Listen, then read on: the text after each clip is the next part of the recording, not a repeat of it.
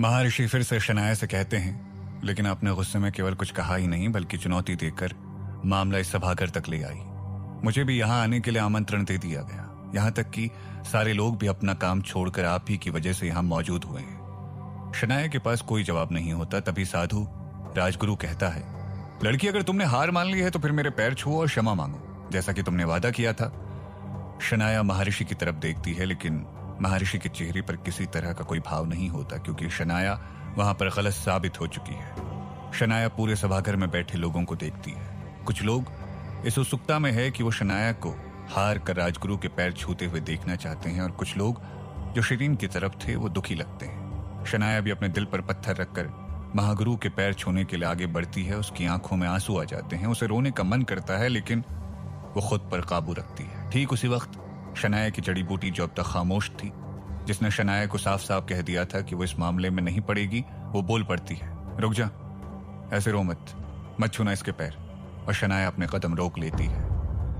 महर्षि शनाया को गौर से देखते हैं। सभी समझ नहीं पाते कि शनाया आखिर क्यों रुक गई। शनाया की नजरें जमीन पर टिकी होती है। ये वो जानती है कि जड़ी बूटी को कोई और नहीं सुन सकता, इसलिए वो धीमी आवाज में ही जड़ी बूटी से पूछती है, क्या हुआ? तूने तो कहा था कि तू मेरी मदद नहीं करेगी। जड़ी बूटी शनाया को जवाब देती है, अब ऐसे रोएगी तो मुझसे देखा थोड़ा ना जाएगा, मुझे भी दुख होता है तेरी हालत देखकर। सभी देख रहे थे कि शनाया बीच में खड़ी सर झुकाए न जाने अपने आप में ही क्या बड़बड़ा रही थी, और लोग आपस में बातें करने लगे थे। राजा विक्रमादित्य को भी समझ में नहीं आता कि आखिर शिरीन क्या कर रही है। दोनों राजकुमार, चक्रदेव और उसका परिवार और राजगुरु भी सोच में पड़ चुका था, लेकिन केवल एक महर्षि ही थे जिन्हें शनाया की इस हरकत पर कोई ताज्जुब नहीं हो रहा था, बल्कि वो चुपचाप उसे देखकर मुस्कुरा रहे थे।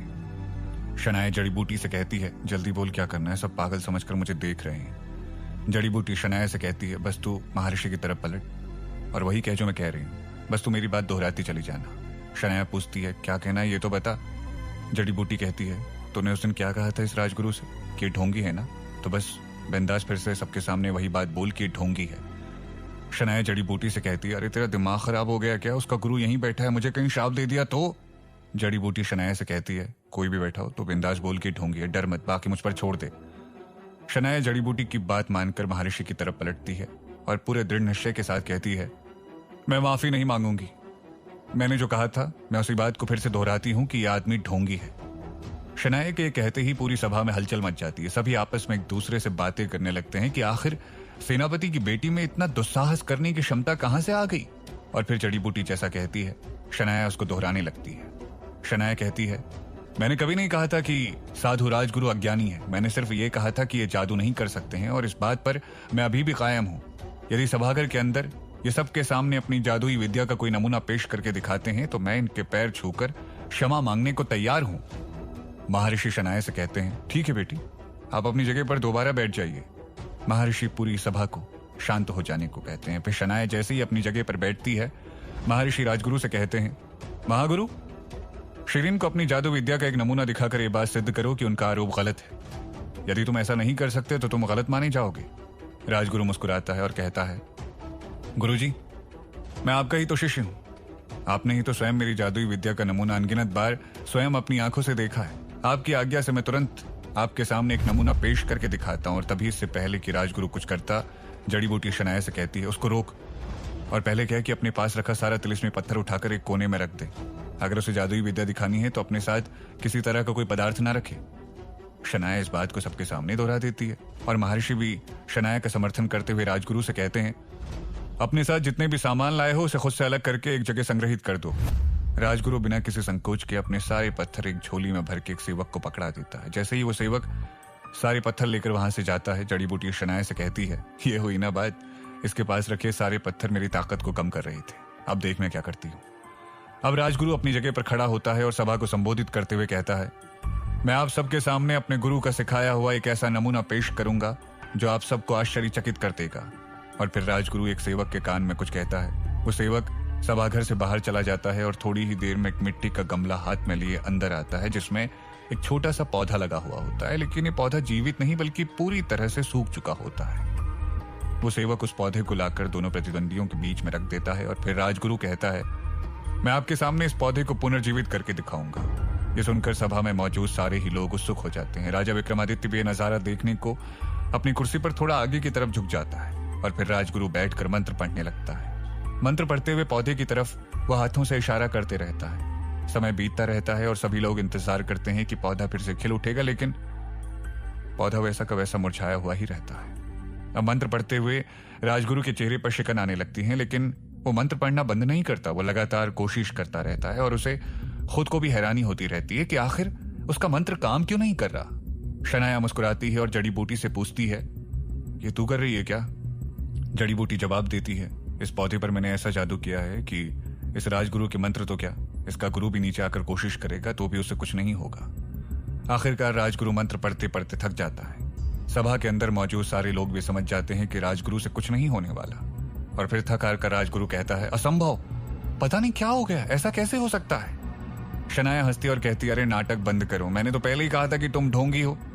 सभा में मौजूद कोई भी व्यक्ति शनाया की इस बात पर कुछ नहीं कह पाता, न ही किसी के पास कोई ऐसा शब्द सोचता है जो शनाया के खिलाफ कुछ बोल पाए। लेकिन महर्षि अपनी कुर्सी से खड़े होते हैं और शनाया को कहते हैं, शिरीन ऐसा नहीं कहते, ये ढोंग कर रहे हो या ना कर रहे हो, लेकिन आपकी वाणी, आपका बोलने का तरीका अच्छा होना चाहिए, इससे व्यक्ति के आचरण का पता चलता है। शनाया इस बात पर कोई जवाब नहीं देती। वास्तव में ही शनाया के बोलने का तरीका कुछ ज्यादा ही खुले मिजाज का था। महर्षि पौधे के पास आते हैं और अपने हाथ को उस पौधे के ऊपर फेरते हैं और सबकी आंखों के सामने वो पौधा पल भर में ही दोबारा से खिल उठता है और हरा भरा हो जाता है। ये नजारा देखकर सभी दंग रह जाते हैं। शनाया की आंखें फटी की फटी रह जाती हैं। शनाया को जड़ी बूटी कहती है, ये कैसे मुमकिन है? जड़ी बूटी को भी यकीन नहीं आ रहा था कि इतनी आसानी से महर्षि उस पौधे को कैसे जीवित कर सकते हैं। महर्षि मुस्कुराते हुए राजगुरु के कंधे पर हाथ रखते हैं और कहते हैं, तुमने कोशिश की, यही सबसे अच्छी बात है। अपना अभ्यास जारी रखो, अपना आत्मविश्वास मत खोना, लेकिन अपनी विद्या का अहंकार भी कभी मत पालना, और जीवन में किसी को चुनौती देने की मत सोचना। मैंने तुम्हें मेरी विद्या इसीलिए कभी नहीं सिखाई कि तुम इसका प्रदर्शन सबके सामने करो। राजगुरु का सर झुक जाता है और वो महर्षि से कहता है, जी गुरु जी, मैं इस बात का ध्यान रखूंगा।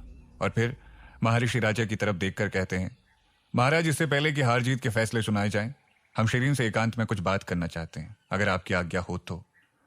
राजा विक्रमादित्य तुरंत हाथ जोड़कर कहता है, आप कैसी बातें कर रहे हैं गुरुजी, हम कौन होते हैं आपको आज्ञा देने वाले? महर्षि शनाया की तरफ देखकर पूछते हैं, एकांत में कुछ बातें करें? शनाया समझ नहीं पाती कि महर्षि उससे क्या बात करना चाहता है, लेकिन वो हाँ के इशारे में अपना सर हिला देती है। सभागार में सभी लोग अपनी अपनी जगह पर बैठकर इंतजार कर रहे होते हैं कि महर्षि और शिरीन की बातें खत्म होने के बाद वो दोबारा लौटकर वापस आ जाएंगे। यहाँ दूसरी तरफ शनाया और महर्षि को एक सेवक बाहर बागीचे तक ले जाता है और दोनों को एकांत में छोड़कर वहां से चला जाता है। उस सेवक के जाते ही महर्षि शनाया से उसका असली नाम लेकर कहते हैं, तो कहो शनाया, कब से हो यहाँ पर हमारी इस दुनिया में? महर्षि के मुंह से अपना नाम सुनकर शनाया का मुंह खुला का खुला रह जाता है। उसे यकीन नहीं होता कि उसने अभी अभी क्या सुना है। महर्षि दोबारा से दोहराते हैं, तुम भविष्य से आई हो, सही पहचाना ना मैंने? शनाया हकलाते हुए कहती है, लेकिन आपको कैसे पता? महर्षि मुस्कुराकर कहते हैं, मुझे सब कुछ पता है। शनाया काफी देर तक चुप रहती है। उसे इंतजार था कि जड़ी बूटी इस बारे में शनाया से कुछ तो कहेगी, लेकिन जड़ी बूटी से कोई आवाज नहीं आती और महर्षि शनाया से पूछते हैं, शायद तुम यही सोच रही होगी कि अब तक तुम्हारी जेब में रखी जड़ी बूटी कुछ बोल क्यों नहीं रही है तुमसे? शनाया को यकीन नहीं हो रहा था कि महर्षि आखिर कौन है जो हर बात पर उसे इस तरह झटके दिए जा रहे हैं। उसे आज तक ऐसा कोई नहीं मिला था। आखिर इस महर्षि को सब कुछ कैसे मालूम हो सकता है? शनाया जड़ी बूटी को महसूस करने के लिए अपनी जेब पर हाथ रखती है, लेकिन वो जड़ी बूटी उसकी जेब से गायब है, मानो अपने आप ही हवा में धुएं की तरह उड़ गई हो। महर्षि मुस्कुराते हुए शनाया की परेशानी को देखकर जवाब देते हैं, घबराओ मत, तुम्हारी जड़ी बूटी किसी सही जगह पर सुरक्षित है। जैसा कि मैंने कहा था, मैं तुमसे अकेले में बात करना चाहता था। जैसे ही हमारी बात खत्म होगी, वो जड़ी बूटी अपने आप तुम्हारी जेब में वापस आ जाएगी। शनाया को कुछ समझ में नहीं आता कि वो महर्षि की बातों का क्या जवाब दे। शनाया पूरी तरह से समझ चुकी थी कि इस महर्षि को उसे पूरी तरह से गंभीरता से लेना होगा। ये कोई ऐसा वैसा महात्मा तो हो ही नहीं सकता। शनाया महर्षि से पूछती है, आप क्या जानना चाहते हैं, कहिए। महर्षि शनाया से पूछते हैं, मुझे केवल ये बताओ कि तुमने इस प्रतियोगिता में छल क्यों किया? क्योंकि मैं अपने शिष्य राजगुरु को अच्छी तरह जानता हूँ, और जो मंत्र वो पढ़ रहा था वो पौधे में जान डालने के लिए काफी था। तो फिर तुम्हें जड़ी बूटी की सहायता लेकर उसके साथ छल करने की क्या आवश्यकता पड़ी? शनाया जवाब देती है, मुझसे गलती हो गई थी, और क्या करती, मैंने गुस्से में उनको कुछ भी कह दिया, क्योंकि राजगुरु जबरदस्ती उस नीले पत्थर को मुझे देना चाहते थे। महर्षि शनाया से कहते हैं, अगर कोई तुम्हें भेंट दे रहा हो तो उसे नम्रतापूर्वक मना कर दिया करो, उसे चुनौती देने की क्या आवश्यकता है। शनाया झुंझला कर जवाब देती है, अरे मैं मना ही तो कर रही थी ना, मुझसे जबरदस्ती बोले जा रहे थे रख लो, मैं क्या करती भला। महर्षि जवाब देते हैं, यदि कोई बार बार बोले तो उसे बार बार मना करो। एक समय पर वो थक जाएगा, लेकिन अपने क्रोध पर काबू पाना सीखो, वरना खुद को किसी न किसी मुसीबत में डाल दोगी तुम। शनाया इस बात का जवाब नहीं देती, लेकिन इसी से उसके मन में एक सवाल आ जाता है और वो महर्षि से कहती है, गुरुजी आपसे एक बात पूछनी है। महर्षि फौरन मना कर देते हैं और कहते हैं, मुझे पता है तुम क्या सवाल करना चाहती हो। तुम पूछना चाहती हो कि मुझे यहाँ क्यों लाया गया है, मैं यहाँ से कब निकलूंगी, ये सब होने का क्या कारण है, यही है ना। शनाया हाँ में सर हिलाती है और महर्षि उसे कहते हैं, इस सब का जवाब देना मेरा काम नहीं। हाँ, एक दोस्त होने के नाते बस इतना ही कहूंगा कि जीवन बिताने के लिए जीवन जीने की कला आनी चाहिए, फिर तुम कहीं पर भी रहो अपने जीवन को बेहतर बना सकती हो। शनाया महर्षि से पूछती है, और अगर मैं अपनी ही दुनिया में खुश रहना चाहूं तो। महर्षि हंसकर पूछते हैं, खुश रहना और अपनी दुनिया में रहना दोनों अलग बातें। तुम अपनी दुनिया में कितनी खुश थी। शनाया को इस बात का जवाब नहीं सूझता। वास्तव में हम कहीं भी रहे हैं, खुशी या दुखी होना तो एक अलग विषय है। शनाया तो अपनी दुनिया में भी उदास हुआ करती थी, परेशानी उसको वहां भी झेलनी पड़ती थी। महर्षि शनाया से कहते हैं, तुम जो यहाँ पर महसूस कर रही हो सकता है वो अकेलापन हो या नई जगह को स्वीकार करने का डर हो। खुद को पानी की तरह बना लो, जहां भी डाला जाए उस आकार में ढल जाओ, समस्या अपने आप ही सुलझ जाती है। शनाया बिना कुछ कहे हल्का सा हाँ में सर हिला देती है और कहती है, शायद आप सही कह रहे हैं। फिर महर्षि शनाया से कहते हैं, अभी हम दोनों अंदर जाएंगे और अंदर जाकर तुम सबके सामने कहोगी कि तुमने गलती से राजगुरु को चुनौती दी थी और तुम इस चुनौती को वापस ले रही हो। शनाया झट से जवाब देती है, लेकिन अब तो मैं जीत चुकी हूँ। महर्षि बिना कुछ कहे मुस्कुराते रहते हैं और फिर शनाया को समझ में आ जाता है कि असल में शनाया जीती ही नहीं है, उसने तो छल किया है। अगर महर्षि चाहते तो वहीं पर शनाया का सच सबके सामने ले आते। आखिर क्या समझाना चाह रहे थे महर्षि शनाया को। क्या शनाया महर्षि की बातों पर अमल करेगी, क्या वो राजगुरु के खिलाफ अपनी चुनौती वापस लेगी। जानने के लिए सुनते रहिए एक थी शिरीन, सिर्फ पॉकेट एफएम पर। महर्षि की बातें सुनने के बाद शनाया महर्षि से कहती है, ठीक है मैं ऐसा ही करूंगी। महर्षि शनाया से कहते हैं, बहुत अच्छे, अब चलते हैं। गलियारे में जब शनाया और महर्षि वापस आ रहे थे तो शनाया महर्षि से पूछती है, अच्छा मेरे यहाँ होने के बारे में ना सही, क्या मैं आपसे कुछ और सवाल कर सकती हूँ। महर्षि जवाब देते हैं, बिल्कुल कर सकती हो, लेकिन तुम्हारे सवाल का जवाब मैं दे पाऊंगा या नहीं इसका प्रत्याभूत मेरे पास नहीं है। शनाया को समझ में नहीं आता कि प्रत्याभूत का क्या मतलब है। वो पूछती है, ये प्रत्याभूत क्या है। महर्षि हंसते हैं और कहते हैं, प्रत्याभूत गारंटी को कहते हैं। शनाया महर्षि के मुंह से अंग्रेजी का शब्द सुनकर हैरान हो जाती है और उनसे पूछती है, आपको इंग्लिश कैसे पता है। महर्षि कहते हैं, मुझे नहीं पता, जैसे ही तुमने पूछा कि प्रत्याभूत का क्या मतलब है तो मैंने तुम्हारे मस्तिष्क में सिर्फ ये झांक कर पड़ा कि प्रत्याभूत को तुम क्या कहती हो अपनी भाषा में, तो मुझे एक शब्द गारंटी मिला। शनाया ये सुनकर हैरान हो जाती है और महर्षि से पूछती है, इसका मतलब आप मेरा दिमाग भी पढ़ सकते हैं। शनाया को महर्षि जवाब देते हैं, मैं तुम्हारे मस्तिष्क में वो सारी चीजें पढ़ सकता हूँ जो तुम्हारे अंदर मौजूद है। हालांकि ये शक्ति तुम्हारे पास तुम्हारी रखी जड़ी बूटी के पास भी नहीं है, क्योंकि किसी के मस्तिष्क को पढ़ने की शक्ति सभी के पास नहीं होती, ये केवल उन्हीं के पास होती है जिन्हें परमेश्वर देना चाहते हैं। शनाया पूछती है, और परमेश्वर ने आपको इतनी सारी शक्तियां कैसे दे दी। महर्षि हंसने लगते हैं और फिर कहते हैं, सच कहूं तो मुझे बिल्कुल भी नहीं पता, मैंने कभी परमेश्वर से कुछ मांगा ही नहीं। शनाया को सुनकर बड़ा ही अजीब लगता है और वो कहती है, कमाल की बात है, दुनिया में कितने सारे लोग हैं जो ऊपर वाले से प्रार्थना करते हैं, उनकी तो वो सुनता नहीं, और आपने कभी कुछ मांगा ही नहीं फिर भी आपको इतना कुछ दे दिया। महर्षि जवाब देते हैं, यही तो विडंबना है, मैं कभी भी अपने लिए कुछ नहीं मांगता, मैं लोगों के लिए मांगता हूँ। इसको इस तरह से देख सकती हो कि मैंने परमेश्वर से सौदा किया हुआ है कि वो जो कुछ भी मुझे देंगे मैं लोगों को उनसे लेकर ज्ञान के रूप में वापस दे दूंगा। शनाया पूछती है, फिर ऊपर वाला लोगों को सीधा सीधा क्यों नहीं देता जो भी चीज लोग मांगते हैं। महर्षि मुस्कुराते हैं और कहते हैं, तुम बहुत सवाल करती हो, कभी दोबारा मुलाकात होगी तो इस पर विस्तार से चर्चा करेंगे। शनाया कहती है, आप मेरे सवालों से बचने की कोशिश कर रहे हैं। महर्षि हंसकर कहते हैं, नहीं, मैं बस समय बचाने की कोशिश कर रहा हूं, मुझे अपने मठ में दोबारा लौटना है, मेरे शिष्य मेरा इंतजार कर रहे होंगे। शनाया तंज कसने के लहजे से महर्षि से कहती है, आप इतने जरूरी काम छोड़कर अपने एक शिष्य का साथ देने आ गए, ऐसा क्यों। महर्षि जवाब देते हैं, क्योंकि राजगुरु मुझसे कभी भी झूठ नहीं बोलता, उसने मुझसे यही कहा था कि मेरे द्वारा उसे दी गई विद्या पर किसी ने कोई सवाल खड़ा किया है, इसलिए मुझे आना पड़ा। शनाया इस बात का कोई जवाब नहीं देती, ये वो जानती थी कि महर्षि को उसकी जिद की वजह से ही आना पड़ा है।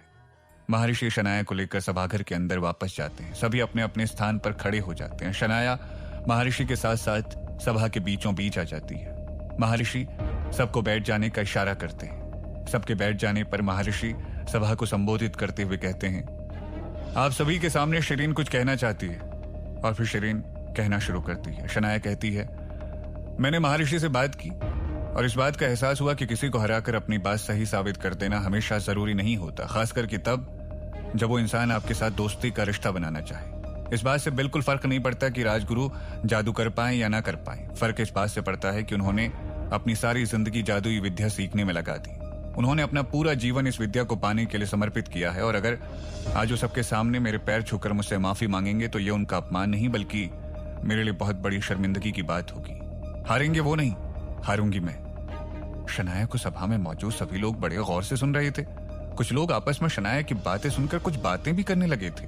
शनाया आगे कहती है, मैं अपने किए के लिए बेहद शर्मिंदा हूं। राजगुरु ने मुझे एक उपहार देना चाहा और मैंने बड़ी ही बदतमीजी के साथ उसे नकार दिया और उनके साथ बहुत बुरा बर्ताव किया। उसके लिए राजगुरु, क्या आप मुझे माफ करेंगे?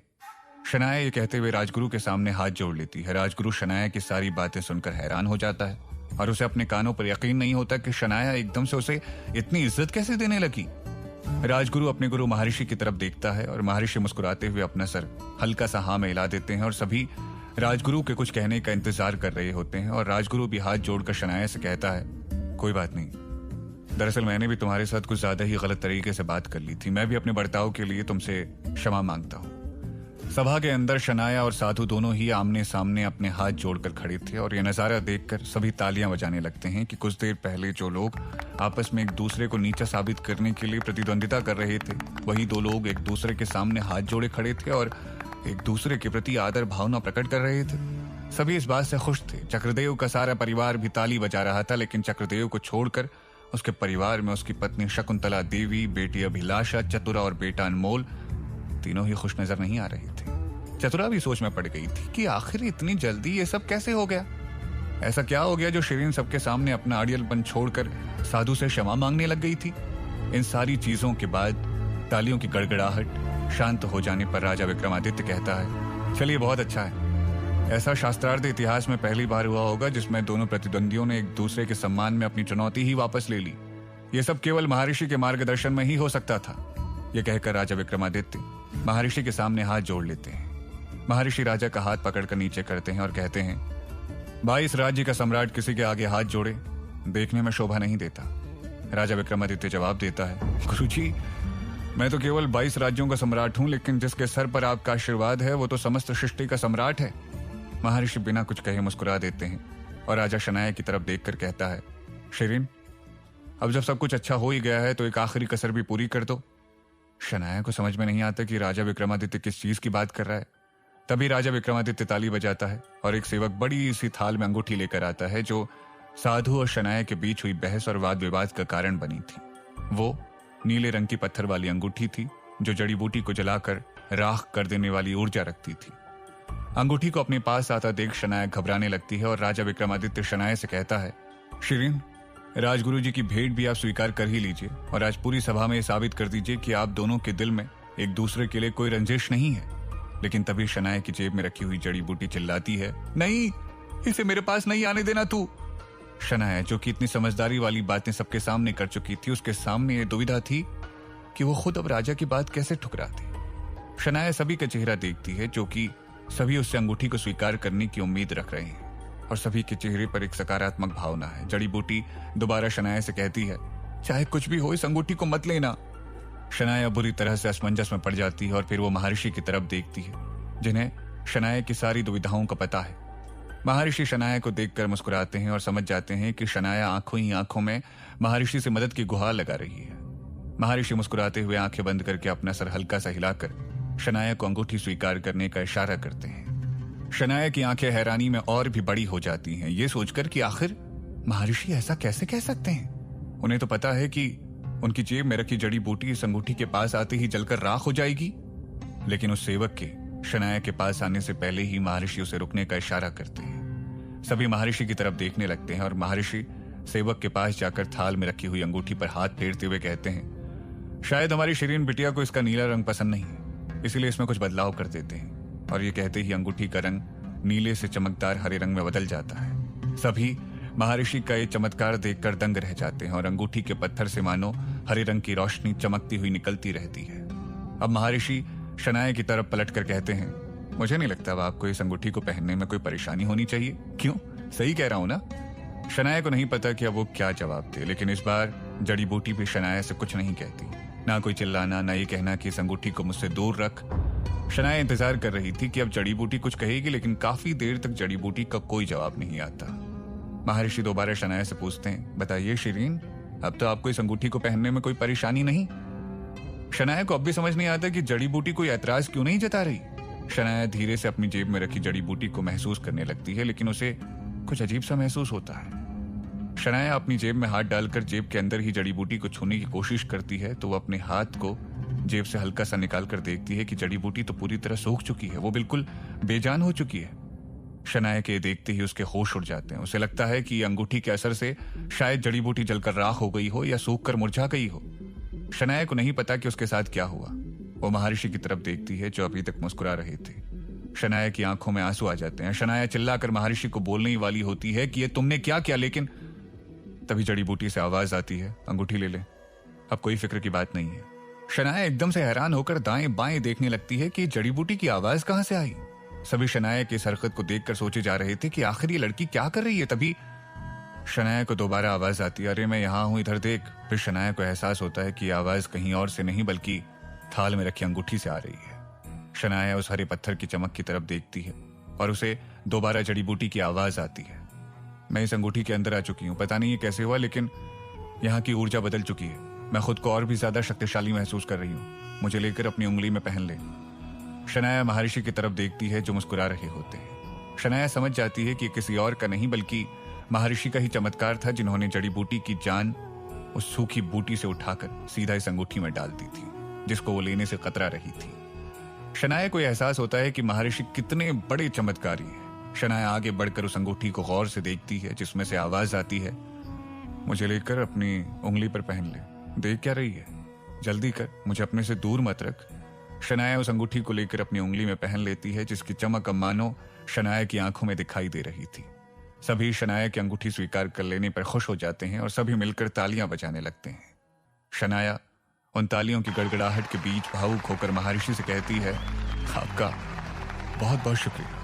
महर्षि मुस्कुराकर शनाया के सर पर हाथ रख देते हैं और तभी उस बीच में कुछ लोग सभाघर के अंदर घुसे चले जाते हैं और सारे लोग पीछे मुड़कर देखते हैं और राजा विक्रमादित्य देखता है यह कोई और नहीं बल्कि जमींदार घनश्याम दास अपने कुछ सिपाहियों के साथ अंदर आया है।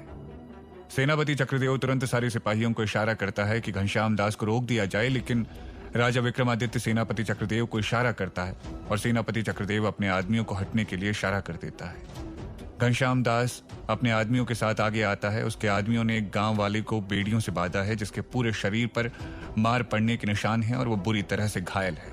भरी सभा के सभी लोग हैरान परेशान रह जाते हैं कि ये क्या हो रहा है। सारे ही मंत्री और अधिकारी राजा के आदेश का इंतजार करते हैं, लेकिन राजा विक्रमादित्य घनश्याम दास से पूछता है, क्या है ये सब?